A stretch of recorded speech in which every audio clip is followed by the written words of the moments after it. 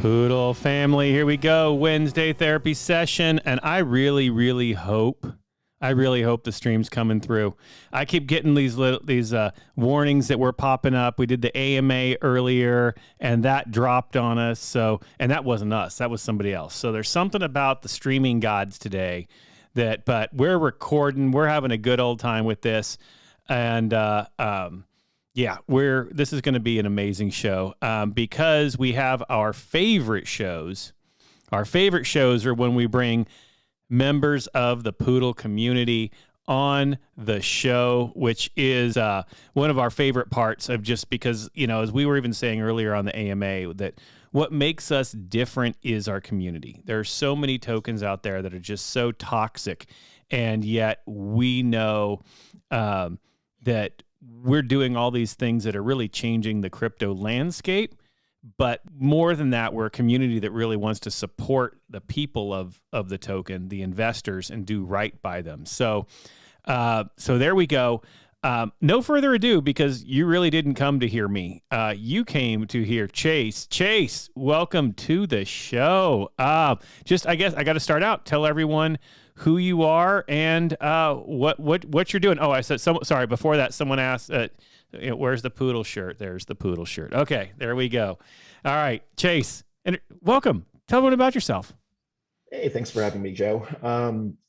Well, I guess I'll start with my history in crypto. I started in December 2020, actually, pretty recently. Bought my first Bitcoin, watched it, got pretty interested. Then COVID hit, and like many other people, I got bored. So I started looking into small caps. I made my own NFT set that never really took off, but I was bored, so it was fun. It was serial killer trading. Killer trading cards? Yeah, like Ted Bundy, Charles Manson was on there. Cult leader, not a serial killer, but all the same. Okay. Well, all right. We'll keep going, but we're going to come back to this. We're going to have to come back to this, okay? But keep going with your history. I can't stop that. Right. So long story short, I had a Twitter for that NFT series, and somebody else on my feed mentioned POODL. So started looking into POODL, got my first bag. It was like 4 billion. Which at the time was like $2.5 grand, I think. Yeah. Which now, like, would be nice if it would go back 4 billion to that. was $2.5 grand, but one day, soon enough. Anyway, yeah, just followed along with the hype train, stuck around, messed around with a few other tokens, got rugged once, as we all do. Mm-hmm. Yeah, just started shooting the shit with Moose, and here I am. I love it. So the pumpkins and the mass murders, those have to go together then, right? So what's the love of pumpkins? Halloween, my man. Best holiday. Best holiday. Yeah. Well, and that hence best time of year. And that it's interesting because that was back when I remember as we're getting ready for all the launches of all the stuff coming out. There was that kind of fake, 12/31, like that's going to be the date that everything, we all kind of started rallying around it too, right? Or like 10/31, like this is it, Halloween, we're going to rally around it. And of course it was just a made up date, but it really pulled us together, didn't it? Yeah. I mean, hey, I never specified a year. Maybe I meant 2022. That's right. Who knows where we'll be at this point. Yeah. So you were in for quite a while. And by the way, I wouldn't think that, I'm sorry, but I wouldn't think that somebody who's making a Ted Bundy trading card NFT would then go invest in something called a poodle, right? I mean, they're kind of opposites, aren't they? Yeah. I mean, I can see that. It goes back to that person who posted about POODL. I was talking with this person for quite a while. They're really into the whole serial killer thing, so they kind of talked me into it. Mm-hmm. No, that's awesome. And so Yeah, I remember I was buying bags early on back when the price was up. And now hopefully, I mean, the good thing is we've been able to kind of load up over time at the lower price while we're coming out with everything. So I guess what was the early attraction to the token? Like back when you first invested? I mean, I know there were a lot of things kind of that I mean, let's be honest, like it was hard to know one token from another outside of kind of their Telegram community early on. But what pulled you, what made you say, okay, I'm going to long haul this one? Naivety. I think it was like the week before we listed on Whitebit. I was thinking, oh, new exchange. Yeah, it's totally going to go up after that. And then, of course, it didn't. And I don't know. I got caught up in the hype, if I'm being honest. Especially because it was my first sort of small cap token. I hadn't really done anything aside from Ethereum and Bitcoin at the time. Mm-hmm. So, truth be told, I had no idea what I was doing. It just sounded like a good idea. Hey. But then, you meet people in the community. I got into Dogecoin for a while, our partner. Mm-hmm. Came back into POODL after we started doing stuff and talking about, okay, we're actually going to do something with this token. And I like to think I'm a bit wiser now and can see that this is absolutely still a good project. Yeah. No. Oh, well, obviously I believe it's a good project. We all do.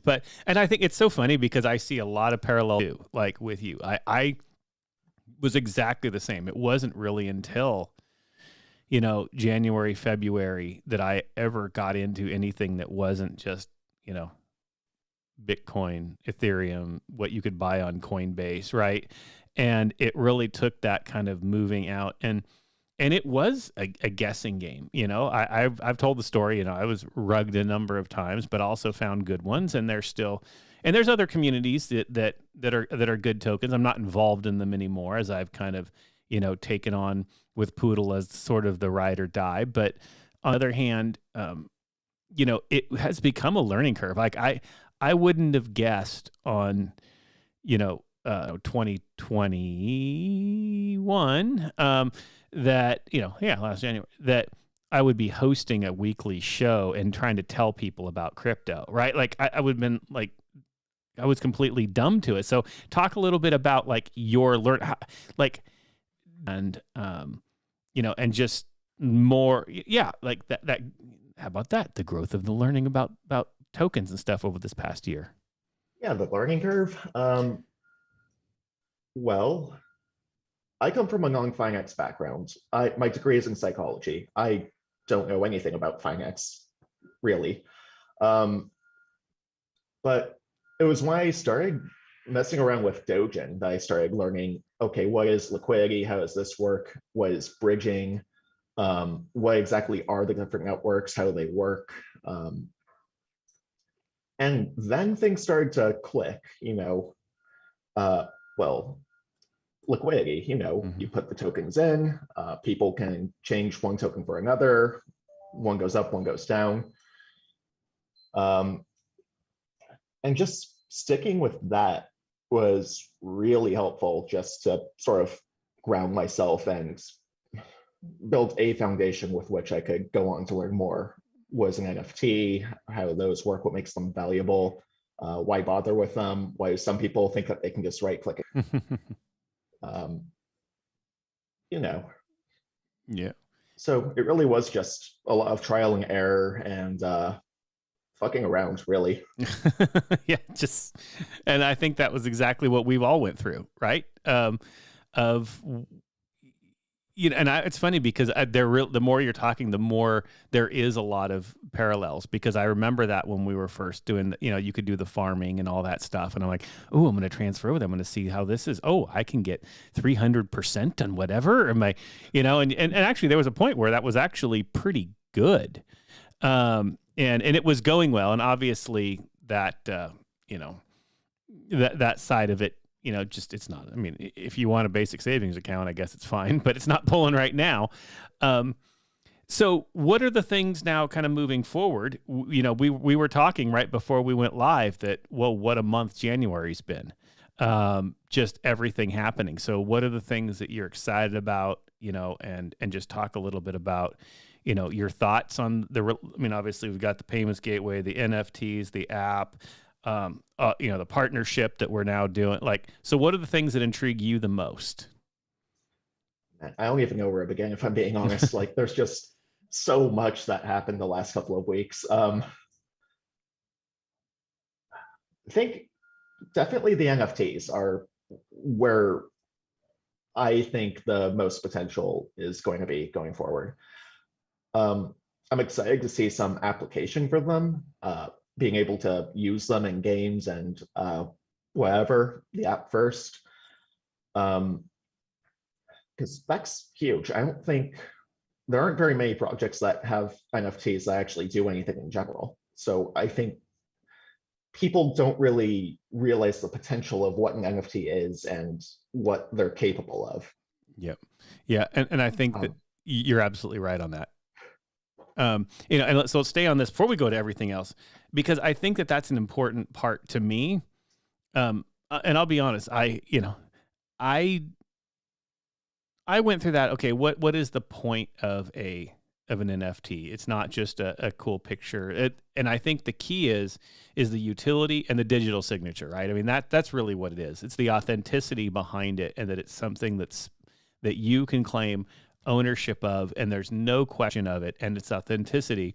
And then as you move that into, hey, what if we can actually move this into real life? What if we can now put this into the augmented reality, make them useful? And that's what you don't see, right? I mean, right now, a normal, obviously you got to give kudos to Bored Ape and all them, because they knocked it out of the park. But if you look at it right now, there's nothing you can do with it other than make it your profile picture, right? Yeah, exactly. I'll be honest, I don't get the hype behind the Bored Ape NFTs. It's just not really me. So in that particular case, I can kind of see where the right-click savers are coming from. It goes back to utility. What can you do with this? Mm-hmm. What's the point? Down the line, we're going to see NFTs take the place of things like college transcripts. I don't know how many times I've had to email old schools and try to get my transcripts and pay $45, $50 or whatever. If they could just give me the NFT once, and I have that, and I can prove that here's my transcript, I went to this school, graduated, these are the classes I took, and I don't have to go back. Yeah, that cuts out a whole lot of time, effort, staffing for the school. They don't have to deal with me bothering them every couple of years. Mm-hmm. Same thing for driver's licenses, passports, even potentially. There's a lot of really, I think, will come about in the next few years. Yeah. I think I totally agree. I sit there, I've always thought, if you could get universities to give the NFTs, or even some type of way where they have their own, where you own it, it's part of their collection, whatever, you've got it in your wallet. And what if you had LinkedIn or whatever, where you had to sign in with your MetaMask and it pulled it, and that could prove that you actually went to this school, had this job, did this thing, had these grades, right? Now, if you're applying for a job or you're an employer, you don't have to worry about people faking their resumes anymore, right? Or kind of fluff them up. You know exactly what they did and who they are. And that, to me, is a huge potential for it. And I don't think a lot of people talk about it, because they're just thinking right now that NFTs are just glorified, JPEGs.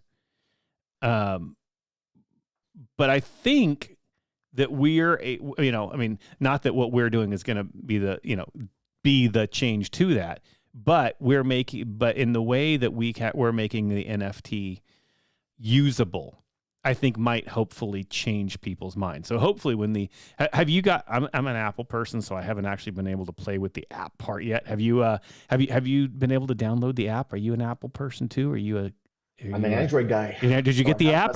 You've been playing with it? I have. All right, so talk us through it. What do you love about it? Well, I like taking pictures and coming up with funny captions in my head. I have a dog, so I took a picture of the little sample POODL NFT, put it next to the dog bowl.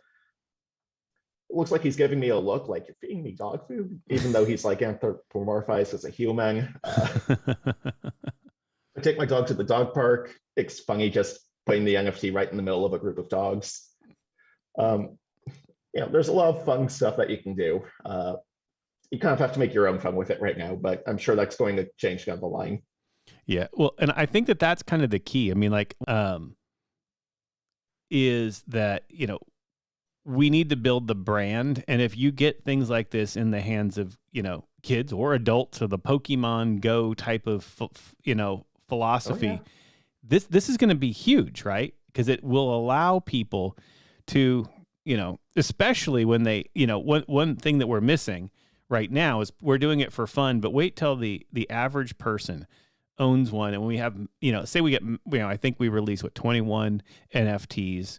Well, when there's 10,000 or when they're, what I love about the roadmap is the idea that there's going to be, you have the base one, but you could also then just buy headphones or buy sunglasses and personalize them.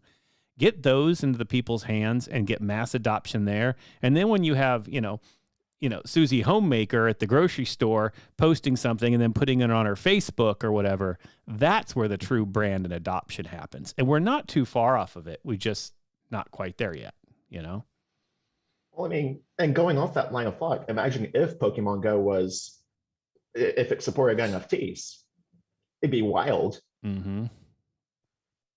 Yeah, no, and I love the idea. I don't know. I'm really excited about geocache. I always thought geocaching was interesting anyway, and like being able to, throw a billion poodles, a treasure hunt. And I think that would be pretty awesome. But we'll get there. We'll get there. All right, so we covered that. So I guess we got the app, we got the NFT, we've done payments, we got Metaverse. What are your thoughts on the payments gateway, being able to buy? I have used the fiat, gotten any fiat yet, and then bought Poodle. I used one of the because we've had like 3 or 4 exchanges even this month too. Come on, yeah, which is crazy. Which we don't pay for, which I love. That means that they just want us. Have you done any of those direct swap ones yet? Not yet, but maybe because my payday was yesterday. We'll see about this week. A Tuesday, first of the month. I'm like, wait, how do you get a First Tuesday?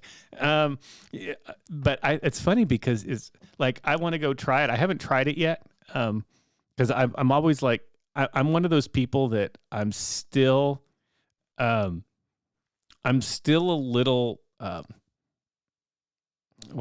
cautious. Like, okay, I freak out when I like accept my MetaMask anywhere, whatever. Like, did I just give everyone all of my money, right? Like, it still freaks me out. I'm not quite there to trust. So even when I go to like an exchange that I'm not used to, I know it takes time.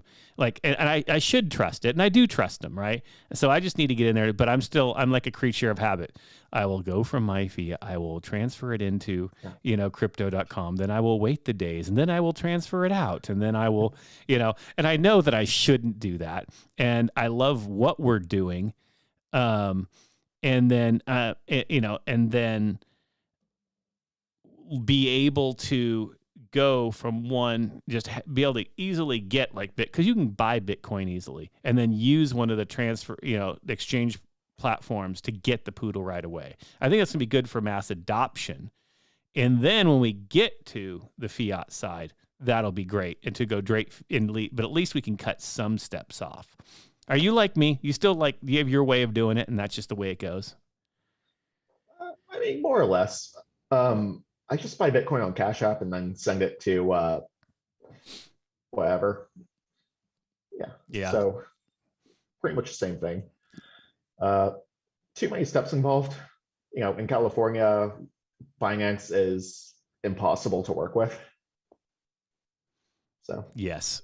Well, and also, what was it? There was another one that just every now and then, there's I know Sasha, I'm talking, oh, sorry, let me say, Sasha's coming on. I understand you don't have to connect all the time. I'm just telling you, I freak out. Okay, there we go. So I'm commenting on the chat. But I think that, California, it's weird. Like half the time you ever go on like a website and all of a sudden you're like, this is not allowed. And I'm like, what happened here? Yep. So kind of your thoughts though, what is the steps? I mean, we know that, when I had Ricky on a while ago, who is a politician and, libertarian, has his way. He obviously feels that we should knock down all of the barriers. But what, if you had to guess, how do you think the U.S. will start to adopt this? Do you think that we will, or what types of regulations? I know this necessarily isn't your expertise, but what are your feels, just like, from it? Well, and obviously all speculation. I have no idea. So I'm going to lead with that. But I saw in the news yesterday, actually, that India's government launched its own cryptocurrency on the blockchain. So government-run crypto. That's where I see everything going for the US, at least. They're going to try it. Yeah, I actually totally agree. I think it's interesting in all of these countries that say that they are so against it, yet, take China, China bans it forever, and they're one of the big, they ban Bitcoin every other week, and yet they're the largest holders of Bitcoin and one of the farming, right? United States is one of the largest holders of Bitcoin. And that obviously is to control supply and to control value. And then when they do put their own there, actually agree. I think I can see the U.S. coming up with its own. And, we're no longer on the gold standard anymore. So there is no, dollars are fake anyway, right? They print money and it has nothing against it other than that keeps its value is the strength of our military. That's it, right? The strength of our country is the only reason it has value now that we're not on the gold standard. So why not have your own blockchain? Why not move to true digital currency? I don't know. I think it's a natural step. And I think they do want to do, right? Yeah, exactly. Bottom line, they care about their revenue just as much as any business, and they obviously probably see this as an opportunity down the line. If I know the government the way I think I do, they're probably working on coming up with the infrastructure right now to implement down the line. Yeah, I totally agree. And I think it's probably a lot further ahead than people think. Oh, absolutely. And, we can already see, we're starting to see a lot of mass crypto adoption now. I think the NFT, if you say one thing that NFTs did is getting star power behind it, the Paris Hiltons and all of those. And, Justin Bieber goes and buys like 3 apes that are, millions of dollars or something, whatever you think of it, the fact is people are now paying attention. People are going, well, what is this thing? And I think that's going to be a good push for us to, and sets us up well with our direction. Because I think when people start looking at it and they start looking at utilities beyond, I just want to own a JPEG, that's where the possibilities come. So I think it's cool. So back to Poodle then, or crypto in general. I'll just let you take it however you want. What are your thoughts on future? What are you excited about? Even if Poodle, we released a lot of things, but you still know we still have a long roadmap to go. What gets you excited? What are you thinking? Well, some of the stuff I'm most excited about, I'm not allowed to talk about. I gave one of the admins my word. But with that said, I know that Moose is working on a custom NFT for me, or accessories at least. Looking forward to using that. I think it's going to be really fun to be able to mint the NFTs using Poodle. Mm-hmm. I think that's going to propel us forward. And maybe most exciting is the idea of the Wagmifier, I think they're calling it. Mm-hmm. I love the idea of helping people who got rugged. I love the idea of giving them something and expanding the community. Yep. Totally agree. And I don't actually know much how that's, I should, now that I'm an admin. I guess I could just ask the question, but talk a little bit about it. You might even know more than me. So talk a little bit about, what we're planning to do to help the rugged projects. I mean, from my basic understanding, it's going to be like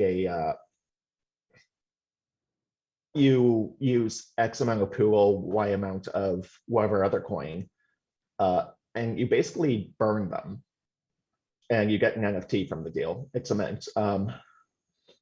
But what that is a permanent buy. So the supply goes down for both tokens, means we basically have permanent liquidity at that point. Yep.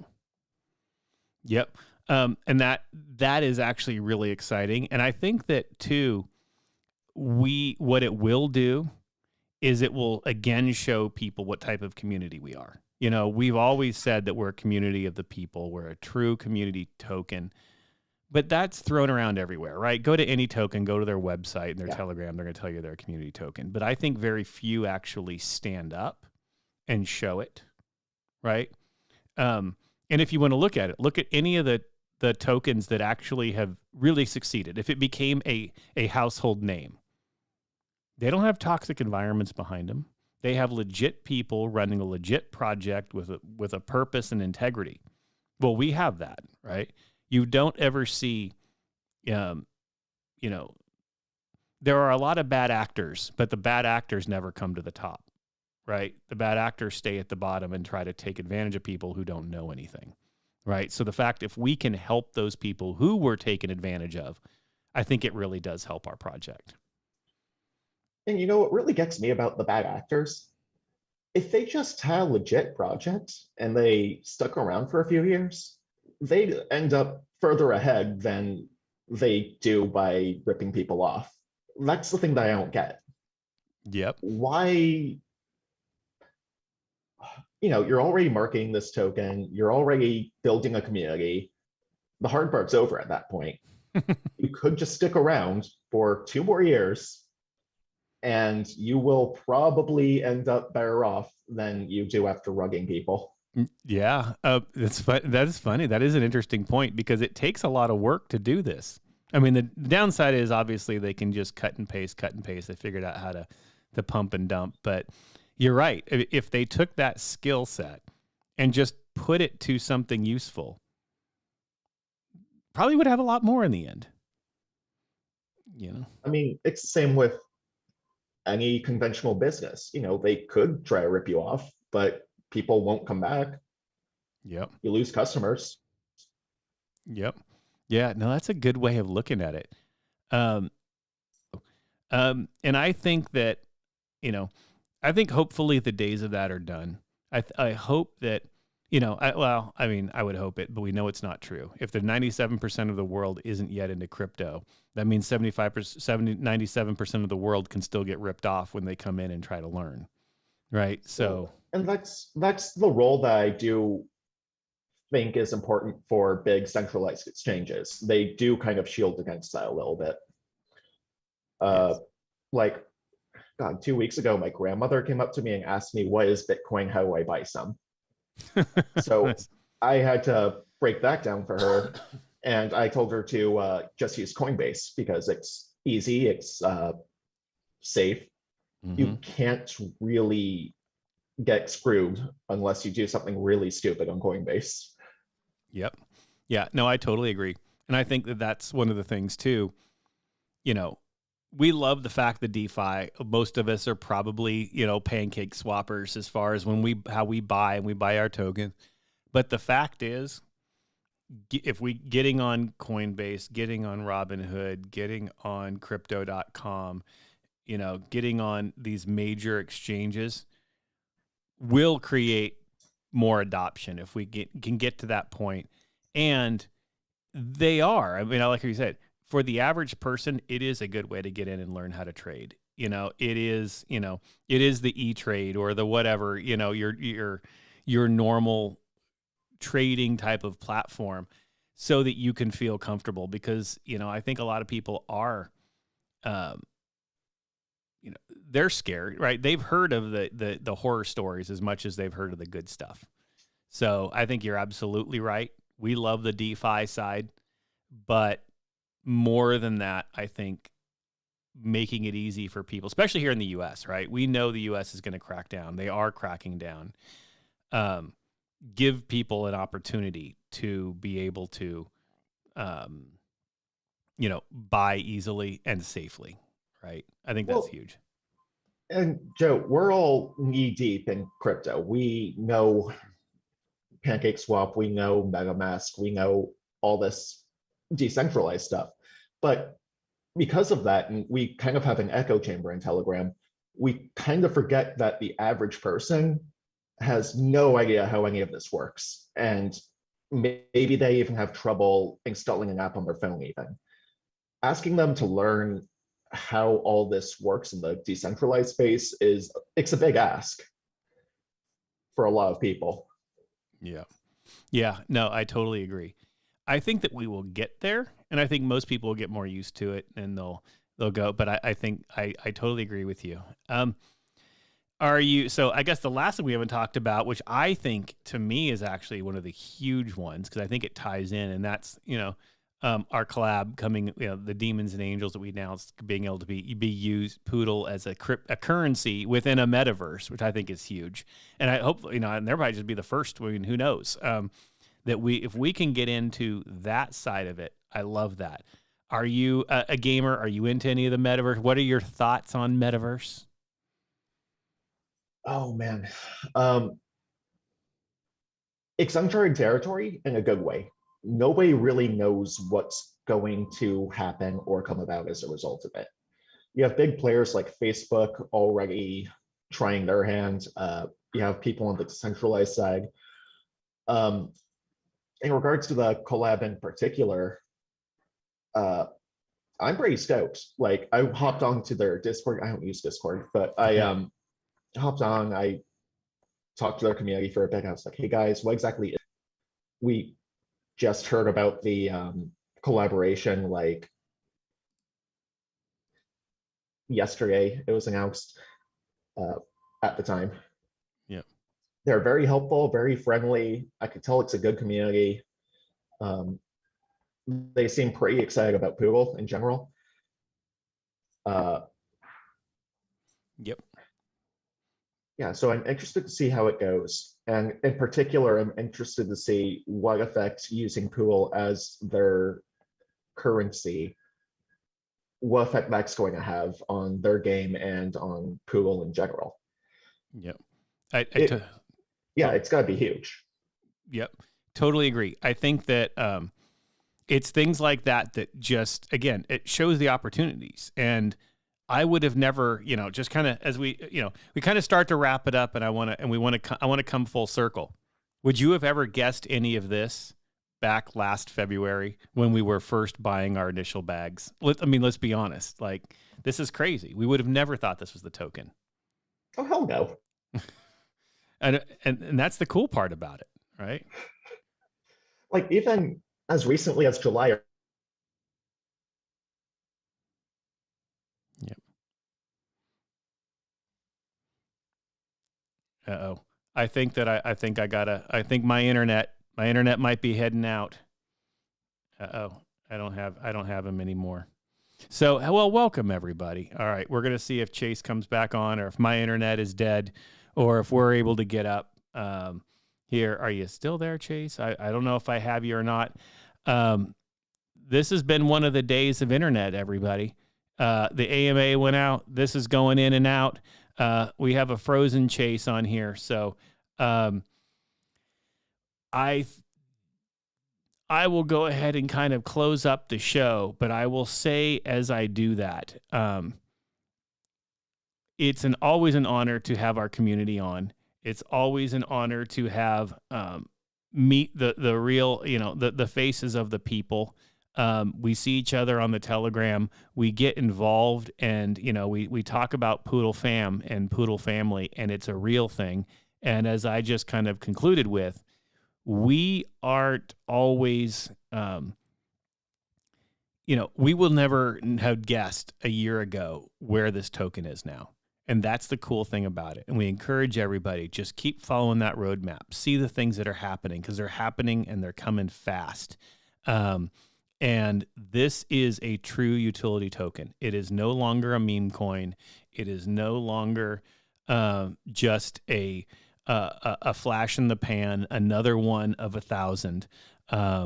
And we can see the results of it as of this last week. So with that being said, everyone, I want to thank you all. Love you, Poodle fam. We will see you back. Yep, I lost him. So I'm back. Oh, yeah. So I will see you next week.